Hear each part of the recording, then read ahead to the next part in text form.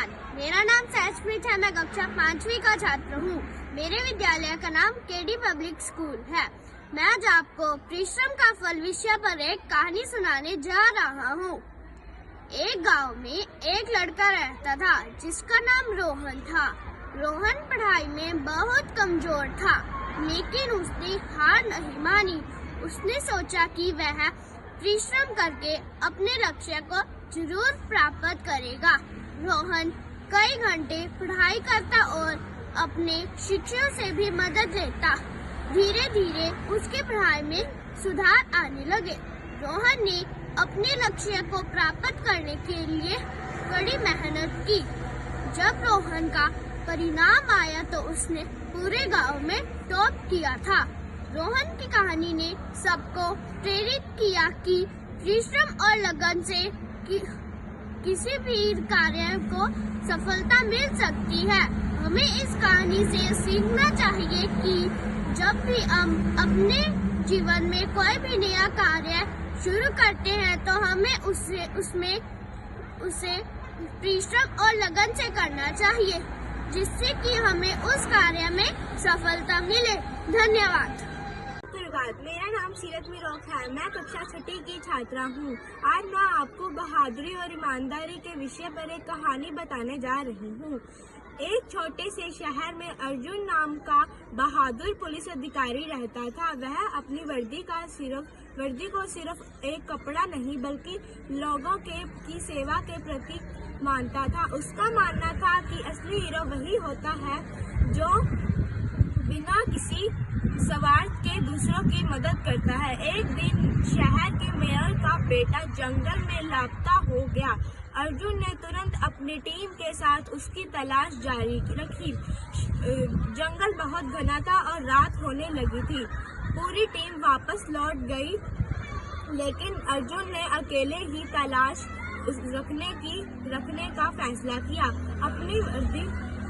उसने सोचा कि जब तक मैं उस बच्चे को नहीं ढूंढ सकता, मैं अपनी वर्दी का मान कैसे रखूंगा।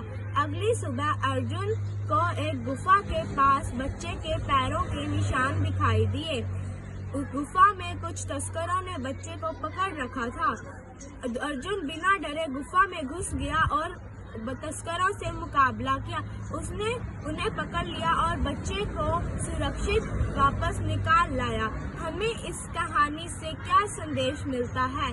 एक हीरो बनने के लिए बहुत ताकत या प्रसिद्ध होने की जरूरत नहीं होती, बल्कि बहादुरी, ईमानदार और दूसरों की मदद करने की भावना सबसे जरूरी होती है। हमें हमेशा अपने कर्तव्यों को पूरी लगन और ईमानदारी से निभाना चाहिए। धन्यवाद।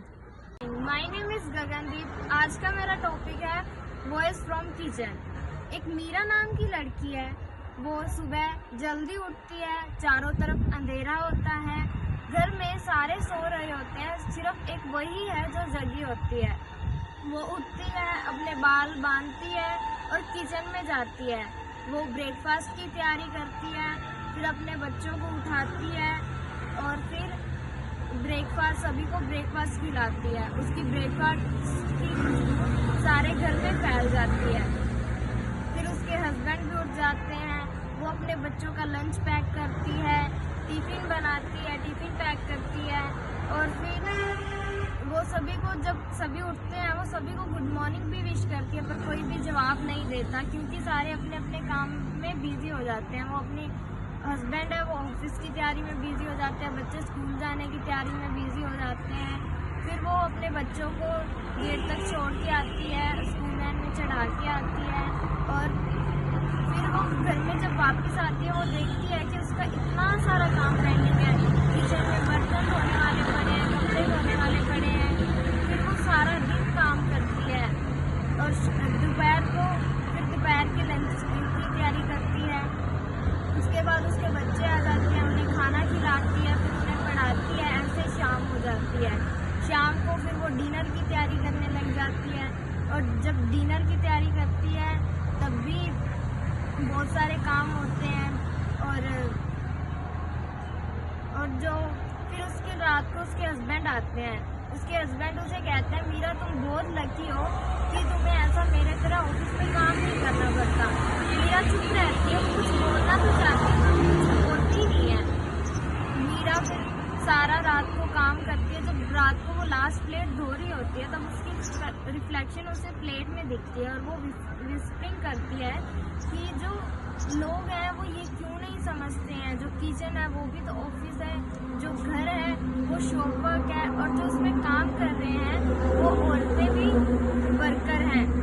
कोई ये क्यों नहीं समझता। उसकी आवाज़ बहुत क्वाइट थी पर बहुत ज़्यादा पावरफुल थी। वो सभी को बताना चाहती है कि औरतों की अहमियत समझो, वो जो घर में काम करती है वो भी तो एक जॉब है। Thank you.